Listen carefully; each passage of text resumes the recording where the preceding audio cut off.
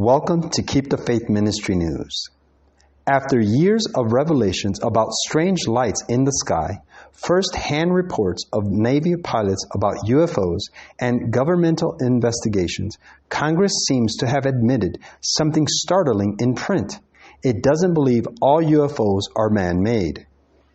Buried deep in a report that's an addendum to the Intelligence Authorization Act for fiscal year 2023, a budget that governs America's clandestine services, Congress made two startling claims. The first is that cross-domain transmedium threats to the United States national security are expanding exponentially.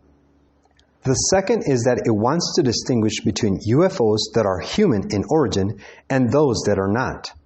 Quote, temporary non-attributed objects or those that are positively identified as man-made after analysis will be passed to appropriate offices and should not be considered under the definition as unidentified aerospace undersea phenomenon, this document states. The admission is stunning chiefly because, as more information about the U.S. government study of UFOs has become public, many politicians have stopped just short of claiming the unidentified objects were extraterrestrial or extra-dimensional in origin. The standard line is typically that if UFOs exist, then they're likely advanced, although human-made, vehicles. Obama refused to confirm the existence of aliens, but did say that people have seen a lot of strange stuff in the sky lately when asked directly on The Late Show with James Corden, for example. But now, Congress seems to want to specifically distinguish between objects that are man-made and those that are not. A cross-domain transmedium threat is one that, by the Pentagon's definition, can move from water to air to space in ways we don't understand. In July, the Pentagon announced it was opening the All-Domain Anomaly Resolution Office, AARO, to investigate these threats.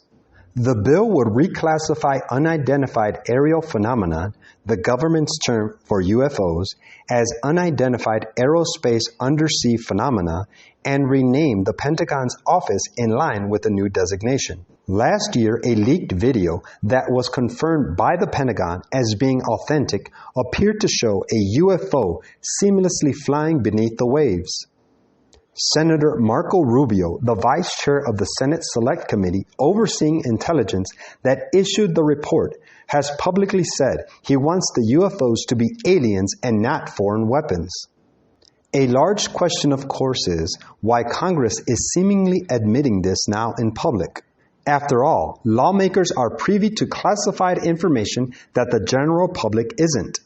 Quote, it strains credulity to believe that lawmakers would include such extraordinary language in public legislation without compelling evidence, Merrick von Rennenkampf, an Obama-era DoD official, said in an op-ed in The Hill about the budget. According to the op-ed, the comments were first noticed by UFO researcher Douglas Johnson. Quote, this implies that members of the Senate Intelligence Committee believe on a unanimous bipartisan basis that some UFOs have non-human origins, von Rennenkampf continued. After all, why would Congress establish and task a powerful new office with investigating non-man-made UFOs if such objects did not exist? Make no mistake, one branch of the American government implying that UFOs have non-human origins is an explosive development. A bipartisan group of U.S. legislators has long put pressure on the Pentagon to figure out what the strange lights are that Americans are seeing in the sky. In 2021, the DoD issued a report detailing more than 100 sightings that it investigated. It said some of what it studied could not be explained with current scientific models and asked for more time and money to study the phenomena. Congress has given it to them, and now it's asking the Pentagon to focus only on those objects that haven't been designed by human hands. Quote, these persons overlook the testimony of the scriptures concerning the wonders wrought by Satan and his agents. It was by satanic aid that Pharaoh's magicians were enabled to counterfeit the work of God.